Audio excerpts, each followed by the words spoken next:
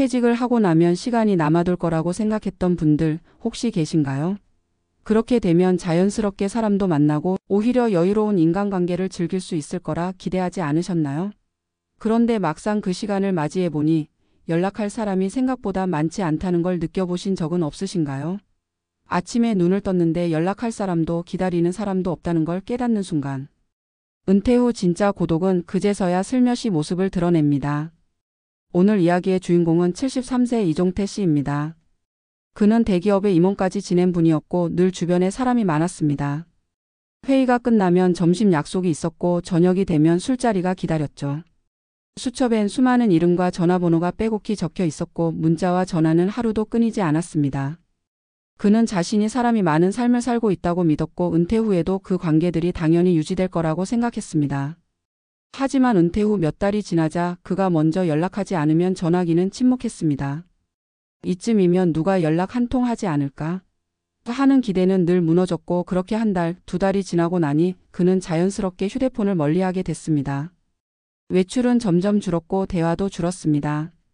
어느 날 거울을 보니 자신이 웃고 있는 얼굴이 낯설게 느껴졌다고 말합니다. 그는 혼잣말처럼 이렇게 중얼거렸습니다. 사람은 많았지만 친구는 없었구나. 그 무렵 그는 우연히 동네 복지관에서 열리는 시니어 커뮤니케이션 강좌 포스터를 보게 됩니다. 말을 잊지 맙시다. 사람은 대화로 삽니다. 라는 문구에 끌려 처음엔 가볍게 들어갔던 강의였죠. 그런데 그 안에서 그는 전혀 다른 세계를 마주하게 됩니다. 말하는 법, 경청하는 법, 관계를 시작하는 법을 다시 배우는 어르신들이 있었고 낯선 사람과 둘이 앉아 서로의 이름을 묻고 관심사를 나누는 연습을 하는 장면이 펼쳐졌습니다. 종태 씨는 말합니다. 이 나이에 무슨 인간관계 연습이냐고 처음엔 비웃었어요. 그런데 가만 보니 내가 회사에 있을 땐 직책이 인간관계를 대신해 줬더라고요. 나라는 사람 자체로 누군가와 관계 맺는 연습은 해본 적이 없었던 거죠. 그 수업을 계기로 그는 매주 두세 번 복지관과 도서관, 마을 카페에서 열리는 소규모 모임에 나가기 시작합니다. 책 읽는 모임, 산책하는 모임, 손글씨 모임 등 특별할 것 없는 활동이었지만 말을 붙이는 연습, 인사를 건네는 연습, 상대의 이야기를 끝까지 듣는 연습을 통해 그는 다시 사람 사이에 서는 법을 배워갔다고 합니다. 처음엔 서먹하던 사람들과 조금씩 눈빛을 주고받고 이름을 부르고 안부를 묻는 그 작은 행동들이 어쩌면 우리가 평생 놓치고 살아온 중요한 기술이라는 걸 그는 뒤늦게 깨달았습니다. 어느 날엔 이런 일도 있었다고 합니다. 모임에서 만난 또래 남성과 단둘이 식사를 하게 된 날, 종태 씨는 어색함을 참지 못하고 회사 이야기, 옛 무용담을 늘어놓았다고 해요. 그런데 상대는 조용히 웃으며 이렇게 말했다고 합니다. 이제는 회사 이야기가 아니라 선생님 본인 이야기를 듣고 싶어요. 요즘 무슨 생각하세요? 그 말을 듣고 그는 집에 돌아와 한참 동안 거실에 앉아 있었습니다. 나는 누구였을까? 직함을 떼고 나라는 사람을 이야기해 본 적이 있었던가? 그렇게 그는 처음으로 진짜 자기 자신과 대화를 시작했다고 말합니다. 이종태 씨의 사례는 많은 것을 시사합니다. 은퇴는 단지 일에서 물러나는 사건이 아니라 인간관계의 재편이기도 합니다. 우리는 직장에서의 관계가 마치 사회적 네트워크 전부인 줄 착각하고 살아갑니다. 그러나 직책이 사라지는 순간 인간관계도 함께 사라지는 경우가 대부분입니다. 이것은 개인의 잘못이 아니라 우리 사회가 너무 오래 역할 중심으로 사람을 정의해왔기 때문입니다. 그렇기에 은퇴 후의 인간관계는 다시 설계하고 다시 연습해야 하는 영역입니다. 그렇다면 우리에겐 어떤 준비가 필요할까요? 첫째, 인간관계도 훈련이 필요하다는 사실을 받아들이는 자세입니다. 낯선 사람에게 말을 거는 것, 처음 보는 이와 함께 식사를 하는 것, 자신의 이야기를 조심스럽게 꺼내보는 것 모두 연습을 통해 익숙해집니다. 둘째, 새로운 관계는 기대보다는 기여에서 시작된다는 걸 기억해야 합니다. 누군가 나에게 다가와 주기를 바라는 대신 내가 먼저 다가가는 용기를 갖는 것이 중요합니다. 셋째, 나라는 사람에 대해 다시 생각해보는 시간이 필요합니다. 직장이라는 이름표 없이도 나는 어떤 사람인지, 어떤 이야기를 가진 사람인지 스스로에게 묻고 또 말할 수 있어야 합니다. 이종태 씨는 요즘 매달 한 번씩 복지관에서 열린 강좌를 기획하고 있습니다. 자신이 배웠던 것들을 다른 사람들과 나누고 아직 혼자 있는 누군가에게 손 내밀 수 있는 자리를 만드는 게 그의 작은 목표입니다. 그는 말합니다. 은퇴 후에도 사람은 사람과 살아야 하더라고요. 인간관계는 끊어지는 게 아니라 멈췄던 걸 다시 시작하는 겁니다. 그리고 그 시작은 참 작고 사소한 연습에서 시작되더군요. 혹시 지금 이 영상을 보고 계신 여러분도 하루에 한 번 가까운 사람에게 안부 문자를 보내보는 건 어떨까요? 아니면 오래 연락하지 않았던 친구에게 전화를 걸어보는 건요. 인간관계는 생각보다 쉽게 다시 시작될 수 있습니다. 중요한 건 먼저 손을 내미는 용기 그리고 기꺼이 연습하려는 마음입니다. 그 두 가지만 있다면 은퇴 후의 고립은 서서히 녹아내릴 것입니다. 관계는 멀어진 게 아니라 우리가 조금 잊고 있었던 것 뿐이니까요. 퇴직 후 인간관계는 자연스럽게 유지되는 것이 아니라 의식적인 관리와 노력이 필요한 영역이라는 사실은 많은 은퇴자들이 뒤늦게 깨닫는다.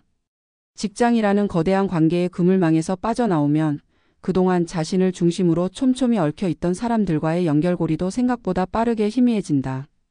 그것이 단순한 거리감의 문제가 아니라 정체성과 존재감을 위협하는 문제로 이어질 수 있다는 점에서 이 변화는 단순하지 않다. 익숙한 관계의 붕괴는 심리적 고립을 낳고 그 고립은 종종 무력감과 우울이라는 감정의 늪으로 사람을 밀어넣는다. 관계는 단절된 채 방치되면 금세 사라지고 아무 일도 일어나지 않는 일상이 반복되면 인간은 자신이 누구였는지도 잊는다. 관계는 결국 살아있는 유기체다. 주고받음이 있어야 유지되고 관심과 소통이 있어야 자란다. 그리고 그것은 퇴직이라는 사회적 전환기를 통과하면서도 지속적으로 유지되기를 바란다면 무엇보다 개인의 의지와 행동이 전제가 되어야 한다.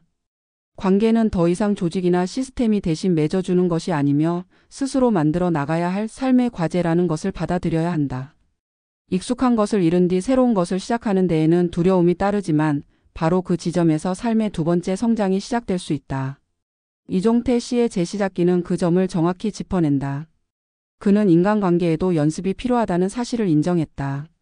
그간 자신이 쌓아온 관계들이 대부분 역할에 기반한 관계였음을 깨달았고 이제는 직책이나 조직이 아닌 사람 종태로서의 관계를 다시 배워야 한다는 데에 동의했다. 그리고 그는 행동으로 옮겼다. 대화법 강좌에 등록했고 말하는 법을 연습했고 경청하는 법을 체화했다. 낯선 사람과 눈을 마주치고 이름을 기억하고 일상의 안부를 나누는 훈련을 지속했다.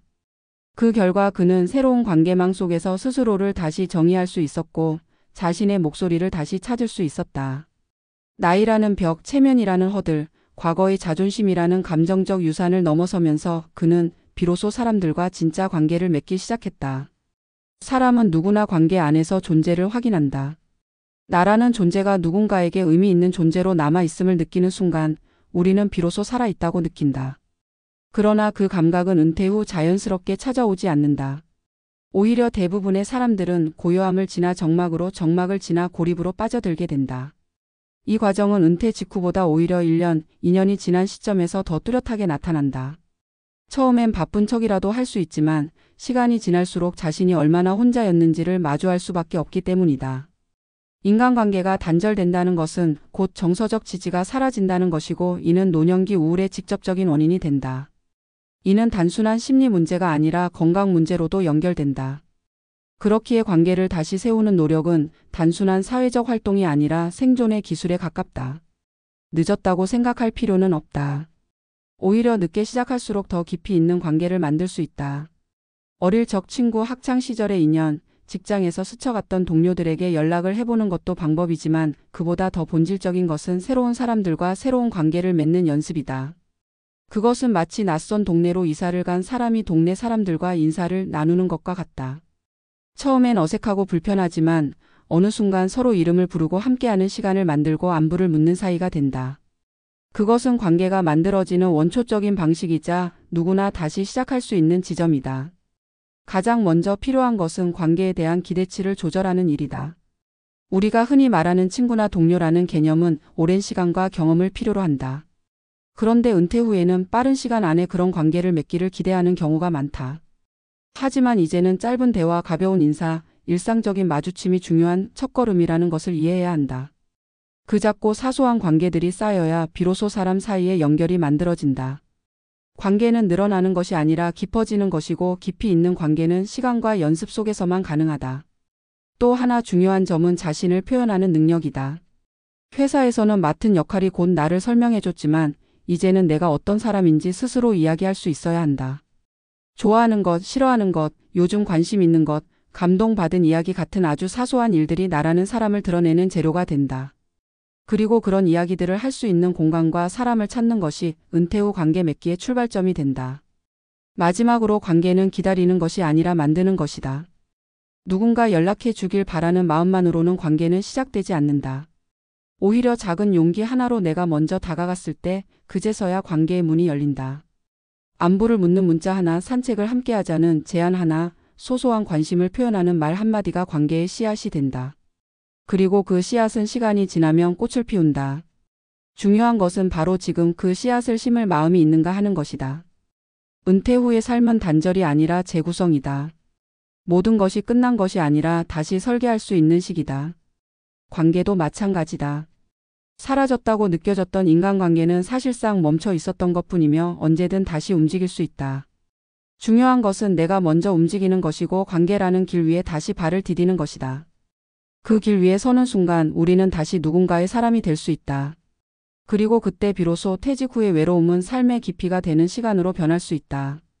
인간관계는 연습을 통해 회복되고 그 회복 속에서 우리는 다시 살아있음을 실감하게 된다.